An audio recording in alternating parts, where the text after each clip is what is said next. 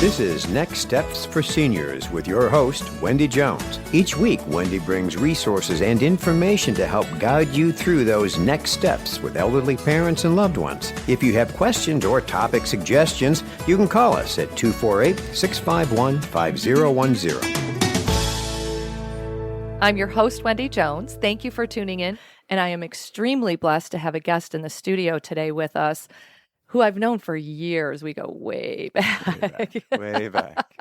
That's the truth. His name is Mike Rutkowski. How are you, Mike? I'm doing great, Wendy. Thank you so much for having me. I'm so blessed to have you here. Rutkowski Law Firm.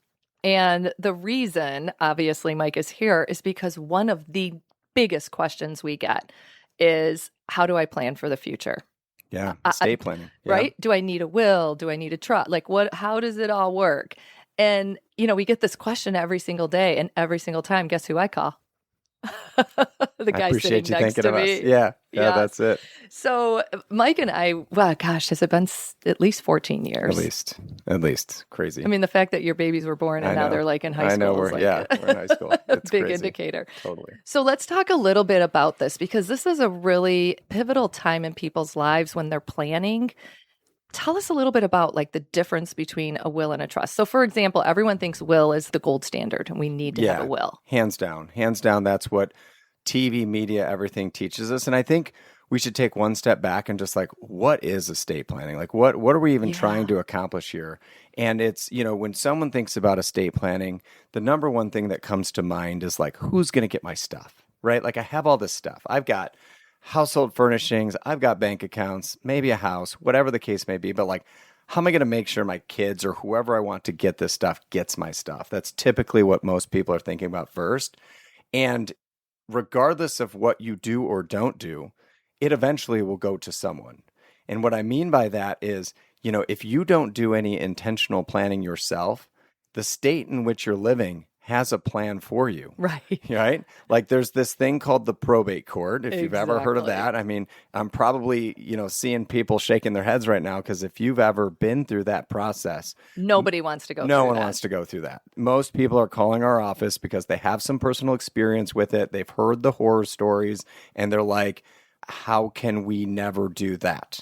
So what happens to your stuff essentially is there's the probate court if you don't have a plan, where your state is going to have some kind of laws or statute that says who gets your stuff in the event that you pass away. Let me give you the example of what happens in Michigan if you don't have a plan. So if you pass away in Michigan with assets in your name personally without some kind of estate plan, what's going to happen is your spouse will get approximately the first $200,000 in assets. Then it's going to start splitting between your spouse and kids. And I'm like, who wrote this rule? Right. I've done thousands and thousands of estate plans. A guy who's probably never been married. Yeah, right. Maybe, or it's some lawyers like, I'm going to make sure we keep lawyers in business, right? Because I've never written a plan like that in my life. Most people are to my spouse for everything, and then after my spouse passes, equally to my kids. Maybe there's some subtle variations to that, but there's very few situations ever where someone's like, oh yeah, I'm only going to give a small portion to my spouse. I want it to, start going to the kids immediately when one spouse passes away. Like, who wrote this rule? Exactly. So at minimum, you need something that says, I want it done differently. And that's where it's so important to take these steps and do planning, because you get to make all these decisions. You get to make the decisions on who gets your stuff. You get to decide who's going to handle who gets your stuff. Exactly. Right? Like, big decision. Yeah. So you get to decide. You might have a more organized child of the 3 or 2 that you have, right? Maybe your kids have this dynamic between them where you're like, I don't want to rock that boat, so I'm going to appoint a third-party trustee. Maybe have a corporate trustee or a fiduciary or someone else. How often do you see that happening, just out of curiosity? That's a good question. I would say 1 out of 20. 1 out of 20, and the only time I ever recommend it, because there's typically fees that come along with it, is if there's some kind of family dynamic that warrants it. I got one for you. Yeah. 10 kids. Oh. This guy's got 10, and I'm not even kidding you. That's a real story. It's not like one couldn't do it, but I hear you. I totally hear you. Just take it out of their hands, because, a trend I've really seen lately, which is really interesting, and maybe it's just like, as I've been doing this for so long or whatever, but One of the main goals of families is harmony of the kids Yes. after mom and dad are gone. It seemed to be initially more about the who's getting the stuff and the protecting of the assets and all these other things we can do. But for whatever reason, in the last 6 months, I've heard those words out of more families' mouths about my main goal is to make sure that when this is all done and the dust settles, They're still talking. they're still talking. Because we've seen it the other way a million times. As have I. Yeah. And it's heartbreaking. Oh, it's I the mean, worst. sometimes they're not even talking while they're still alive. Yeah. Right? I mean, they're no. just fighting over the care, Yeah. fighting over what they're Yep. going to do. That is not how it was designed. Yeah. 100% agree. Yeah. So there are definitely things we can do within an estate plan. One thing that we do in our office, which I think is a little unique, is like we invite everyone to the table. So while we're doing planning, we'd be happy to have the kids all come in. So that we're all on the same page. They know that they can utilize us as a resource as they're kind of navigating things. Because most people think the most difficult thing is going to be transitioning assets from parents to kids. When in reality, the hardest thing the family's going to have to deal with is the decline of their parents' ability to do things, lose their independence, not being able to live at home by themselves. I mean, you see this every day. Every day. Every day, right? Now we can go right into powers of attorney if we want, but there's tools and things that we can put in place to make that part of the journey a lot easier. Before you get there, thank Yeah. you very much. Got it. Because, if there is one thing, it is always please have the conversation early. Yeah. Please, please, please, while you can. And you nailed it at the very beginning. It's because you want to make the decision. Yeah. You don't want someone else doing it for Yeah. you. So I just encourage people listening, definitely have these conversations even way before you get there. Way before you get there. I mean, Way before you get there. yeah. And there's lots of families that want to keep this kind of close to them, like not share a lot with their kids. But my recommendation would be transparency, get everyone involved, make sure that everyone's on the same page, know who the resources are to go to, because like I was just saying, navigating the challenges during someone's life is 10 times harder than just figuring out who's getting the stuff afterwards. And if you can set it up so that we can all work as a team through that, the distribution of assets, we all know what it was going to be before. We're all on the same page as to what's there. It's just really cutting checks at that point. As we're talking, I'm thinking, I actually had a lady ask me once, she said, well, what age do you do that at? Yeah. And I was like, good question. But here's the thing, you do it while you're healthy. Oh, of course. I mean, that was my Of answer. course. And if you're 60 and you're healthy, I'd say do it. Yeah. If you're 70 and you're still healthy, do it. You want to do it as early as you can. Yeah. Don't wait, right? Yeah. Because once that decline starts, everyone's in denial. Yeah. The whole family usually is in denial. Yeah, there's really two groups of people that are thinking estate planning. There's the young families who are having kids who know they need to do something, right? And then there's like retirement age, get my ducks in a row because I'm like navigating, the 401k and stuff from retirement. So then there's that group too. Those are probably the biggest They are. groups of people we see, but like no one's invincible. We've worked with 100%. You don't know. so many families that have, significant declines in health in their 50s. I don't know what's in the water these days, but it just seems like so much more Younger going on. and younger. Yeah. And no man knows the day or the hour. And that's what the Bible says. So Yeah. we need to be prepared. I would love you to touch on power of attorney for Yeah. just a second. Yeah, great question. So before we were talking about like who's get your stuff, and that would be like wills and trusts, and we can dive into a little bit more of what the difference is and those things. But powers of attorney are two tools available to you. They give you the ability that if you can't make decisions for yourself during your lifetime, you get to pick who makes those decisions and what decisions they can make. Because if we don't have these in place, now someone's got to go to the court and petition them for guardianship, which you're going to see as we're talking here today. I got a story. We'll talk about it in the next segment. You want to keep the court out of all this, whether it's, incapacity planning, who gets your assets. The court is just time consuming and expensive, and it just really fuels the fire when it comes to fighting amongst family members. So that medical and financial power of attorney, although, everyone jumps right to like the who's going to get my stuff in estate planning, those are the two most powerful tools, in my opinion, that we do. and you got to make sure they're good because, you might not use them for 5, 10, 15 years. And if they don't have the appropriate powers or whatever, you don't want to be in a situation where they're not accepted. They're not accepted by the bank. They're not accepted by the hospital. So that's where you want to make sure like these online documents and stuff, like if they're not what they need to be, they're not going to work. And then someone's in the court getting guardianship. If there is one thing I recommend, it is going through an elder law attorney like Mike Rutkowski, because you can try to figure everything out on Google. Guess what? It's like less than 50% accurate. Yeah, right. I'm just saying. Right. Like you need a real person to sit in front of, have the conversation, and do it the right way. And you've got 2 offices, correct? Yeah. Yeah. And you do a lot of online too. Oh, we do so much online. COVID changed everything for us. COVID changed everything for the world, by the way. Yeah. I mean, we still do 85% of all of our meetings online, which is crazy. I mean, we offer it both ways, but people just love estate planning in their pajamas. I don't know.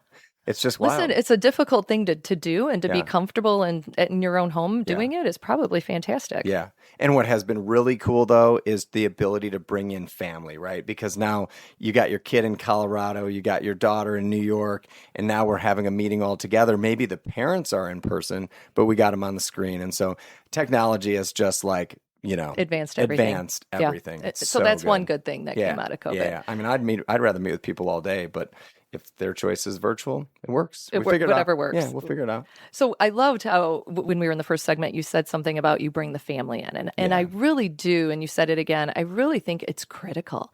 Because it's shocking how many things the kids just don't know. Yeah.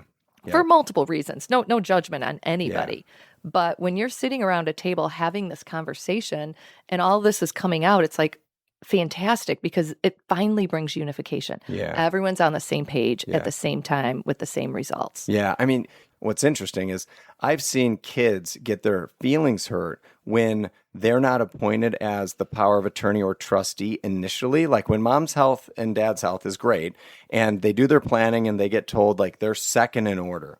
Oh, they're offended. But what's funny is once it comes time to do it, they're always like, oh, I'm so glad it's not me. So glad it's not me, because it's a lot. It really is. So I think what's so helpful, though, is to have them all together and explain, here are the decisions we made. Here's why we made those decisions. Daughter, you live in New York where the son lives right down the street. Like it just makes a little bit more sense. And oh, by the way, let's talk about what those responsibilities are when it comes time to act. And next thing you know, the daughter's like, yeah, great. No problem. Well, no problem and at the end of the day, what's so cool about what you just said is 70% of the time, the eldest daughter takes on the role. 70% of the time, or the daughter. Let's just say there's 3 in the family, 2 boys and a girl. It's usually the daughter. Now, of course, if you have 2 sons, it's usually the eldest son. Yeah, it doesn't surprise me on the daughter thing.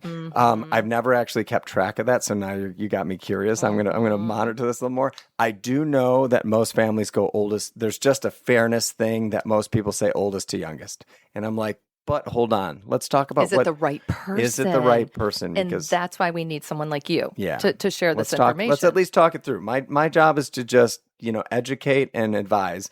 It's totally up to the family on what they want to do, though. Exactly. And speaking of this, I just want to share this story because I have a gentleman and a wife right now. Wife has dementia, and he's taking care of her, and they have 10 children. Oh, wow. So that's a lot. Right. Yeah. I was like, did you do anything else? I wanted more. I wish we had a couple more. But you and me both. Maybe not 10, I actually had 6 foster kids just because I wanted more children and wanted to change people's lives. But anyway, that was a sidebar. So at the end of the day, what happened is all of these the mom fell, and the children stepped in right away because nobody was kind of assigned any authority within the 10 and said, hey, dad can't take care of him anymore. Still a spouse in the picture, but but they're talking amongst each other. Now, there's 5 or 6 that talk to one, and then the other 5 think something different. But at the end of the day, they actually got a guardian for the mom because they were like, maybe dad's not doing a great job. Yeah. So it's really difficult if the mom and dad would have sat down with the tribe, I'm going to say, right? Before they were even Yeah. Maybe Did maybe APS upon get involved with this? Yes. Oh, no way. Okay. Yes, Yeah. they did Okay. because, something happened and the kids called and said, I don't think my dad's taking care of Yeah. my mom. And that APS needs to get Yeah. involved if that's the case. But in this one, I don't think that it was. Yeah. So in this scenario, for example, a guardian was appointed to the mom Yeah. to take care of her It's care. so disappointing with so many family members And then you to got a lean on. husband that's like, wait a minute, this is my wife. We've been married Yeah. 60 years. Yeah, yeah. And this is where, had there been some good documented estate plan, like a good power of attorney, where the court could have looked at that to say, all right, here's what mom's wishes were back when she could make decisions for herself. She wanted spouse, then she wanted kids in order 10 through 1 or whatever it's going to be. But the court would have looked at that and said, okay, maybe dad's not the best, but let's go to the next successor power of attorney because that's what mom wanted. But what I'm hearing out of you is there was none of that. Nothing. And so no advanced care directive. Oh, Don't you man. need that too? You need it all. Yeah. Yeah. Medical, financial, you need all of that stuff buttoned up because I'm sure what the court said is, well, this is an interesting case. We've got 11 different people all arguing about what should happen. So I know what I'm going to do. We're going to take the authority from all of them and do some court appointed attorney, which is super unfortunate because now you got this person involved, never met the family in their life, making decisions, probably life-changing decisions that you may or may not agree with, probably don't. And there's nothing you can do about it. And you got to pay for it on top of that. Exactly. And that's what the husband's doing. Yeah. And now he has you no have control. to pay attorney fees. You can avoid all of this by just documenting what you want to happen the right way.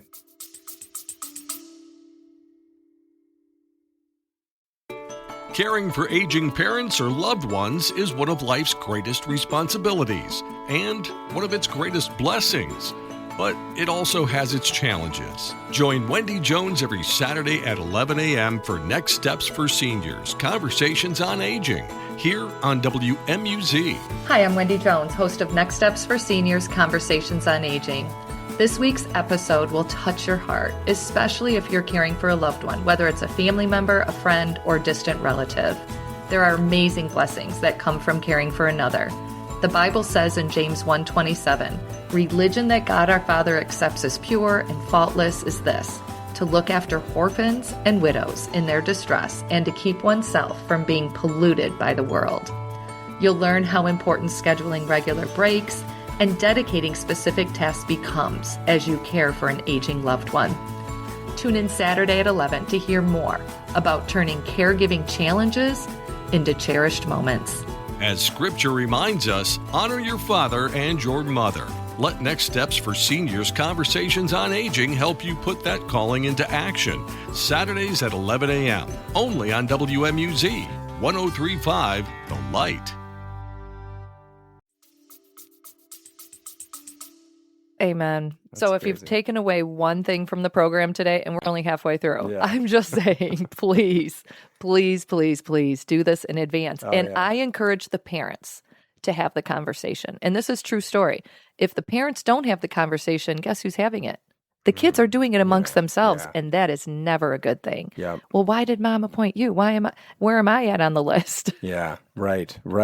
I know. And we always focus on wills and trusts, but like as we've just talked about, these documents are so important. Financial power of attorney, medical power of attorney, that will make the lives of all the family members just so much easier if there's clear direction on what that person wants, who's supposed to be the decision maker. They can act quickly too, because you got to remember, if you don't have this in place, it might take 4 to 6 weeks to get a guardian in place. So there's going to be that gap, that time where no one can make a decision. No kid can make a decision. Spouse can't make a decision. We're relying on the court, and the courts are always backed up. And you're looking Good luck, right. Yeah, 4 to 6 weeks, where a power of attorney can act immediately. Exactly. Show the document, and you can do it. So advanced care directive, power of attorney, will, what other documents are? Yeah, so and let's be clear on that. There's a lot of different words for the same thing, right? There's a financial power of attorney. There's a durable power of attorney. These are all different words for a document that allows someone to make financial decisions for someone. Pay bills, sell the home, sell assets, manage money, do all those things. Okay, then there's the medical side of it. it's called a healthcare proxy. It's called a medical power of attorney. It's called a patient advocate designation. The only thing in what you said that's a little bit different is something called a living will. So a living will is your end of life decisions if ever in a coma or vegetative state. So you really want all three of those to have a comprehensive like incapacity plan, power of attorney, both medical and financial, and then a living will. That would really cover everything. Right. Yeah. There's more to the story, but that's the basics Yeah. that I think are the most important right now. Yeah, for sure. And then there's will and trust. And I know that's probably like the number one question we get in our office is like, what's the difference between a will and a trust? And I know we're just running You can out. no. You can do it So, okay. because this is important. Super important.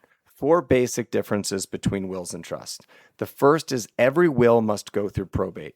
And the interesting thing is that TV, media, it all teaches us that the will is, you said it, like it's the gold standard in estate planning. It's the thing we all need. We picture someone, taking out a scroll when we pass away and reading it to the family. None of that happens, by the way. But so every does in the will, movies. a will is just like evidence of what you want to happen that must be submitted to a judge, and then it's up to the judge whether they follow it or not. A trust avoids all of that. So a trust keeps you out of the probate court. Why you don't want to go to the probate court is for everything that we've already talked about, plus it's super time consuming and expensive. It usually costs between 5 to 10% of the total value of the estate. So just total everything up and 5 to 10% out the window. And then it also takes somewhere between 9 to 18 months before a judge is going to release those assets. So everything is frozen. Paused. Yeah. Yeah. Kids are paying for funeral expenses, bills, all that stuff, hoping to get reimbursed one day. Okay. So that's the first big difference. Probate for wills, no probate for trusts.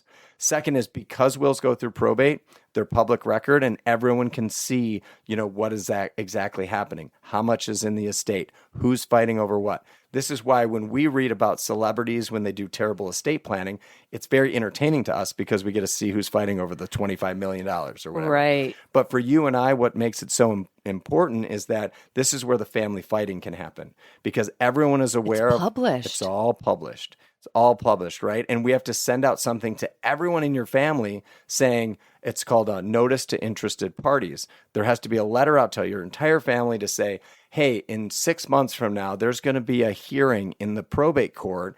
If you feel like you deserve any of the money, come on down. Oh, I see nothing but trouble with this. Yeah, for sure. Okay, so that's number 2. Yeah, it's so published. that's number 2. Publicly. Number 3 is the flexibility in the distribution of assets. So under a trust, we can delay those distributions maybe to age increments. I've got young kids, so maybe they can use it for college and medical expenses and all this stuff until they reach a certain age. At that point in time, it's like an ATM machine. It's now yours, right? Where a will is just an ATM machine. Just as soon as the judge says so, it's yours and you can use it for whatever you want.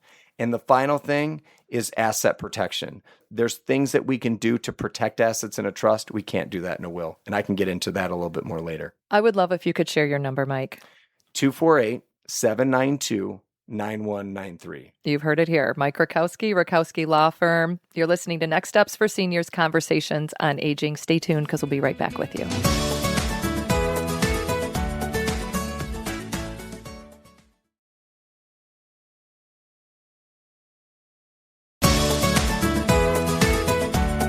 Welcome back to Next Steps for Seniors, Conversations on Aging. We're moving into this segment, and I just want to share a couple things because these decisions that we're making at end of life as far as elder law are a big deal. They're estate planning, who things are going to, who the right person is to be your power of attorney.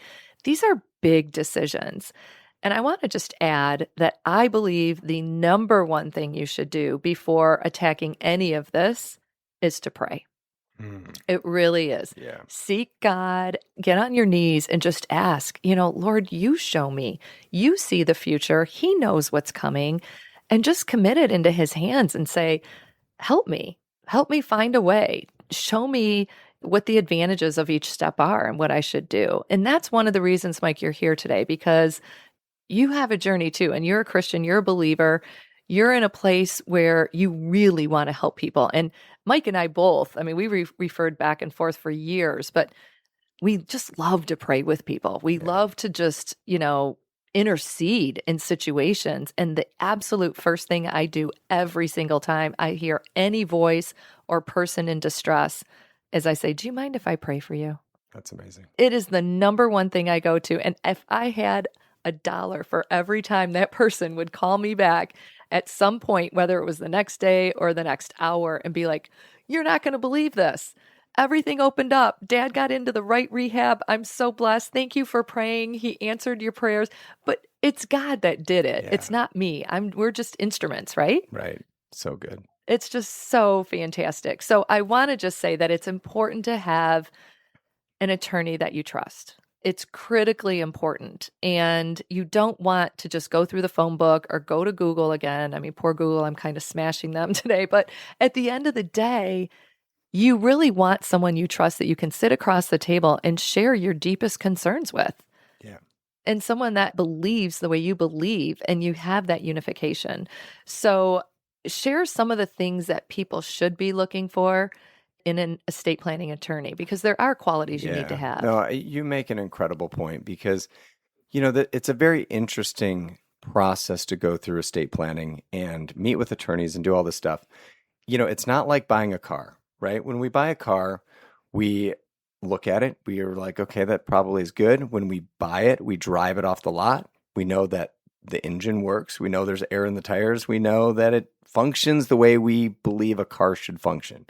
Where with estate planning, it doesn't matter if it's your new lawyer out of law school or someone who's been doing it for 20 years, you're going to get a stack of paper, right? And the only way you're going to truly know if those papers do what you wanted them to do is once the thing happens, right? Like once you can't make decisions for yourself and someone goes and tries to use that power of attorney, does it work? Does it do the things you want it to do? When you pass away, does it avoid probate?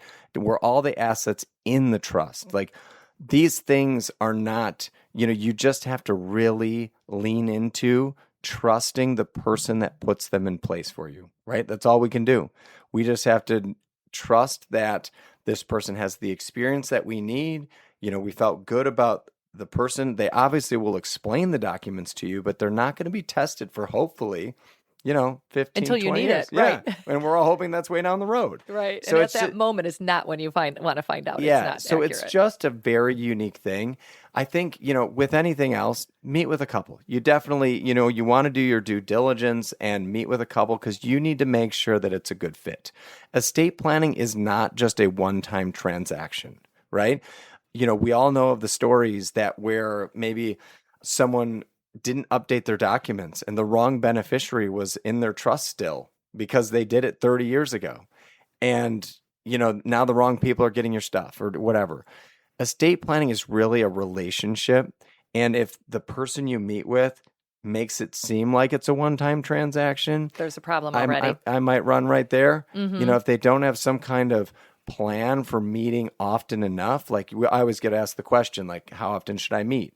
Everyone says 3 to 5 years. In our office, we like to meet with our clients once a year just to have like, hey, how's everyone's health? Have you switched financial advisors? Have you changed banks? Have you any new grandkids? Like what's going on in your life? I just want to make sure the plan that we put in place for you a year ago still makes sense. Let's go through it again too, because often, it's a little overwhelming to go through all this. So let's do a little repeat of like, what did we actually do here? I can't tell you how many clients I've run to out in the community. And they're like, thanks for putting in place that will last year for me. And I'm just like, yeah, that trust is great. Like I know they did a trust, but like, it's just, it's something that people want to get done. They want to get it done quickly when it needs to happen. Get through it. Yeah. But like, it's really good to like sit down a year later and be like, okay, what did we do? Who do we need to provide these documents to? Did we get them to our doctor? Did we do all the things? So I think that's super important. Look at the experience of the person you're meeting with. Make sure it's the only thing they really do. I'd highly recommend against a couple things: online documents, and then working with lawyers that do a million things, right? Jack of all trades, specialty of Master none. of Master none. of none. Yeah, that's the Yeah. saying.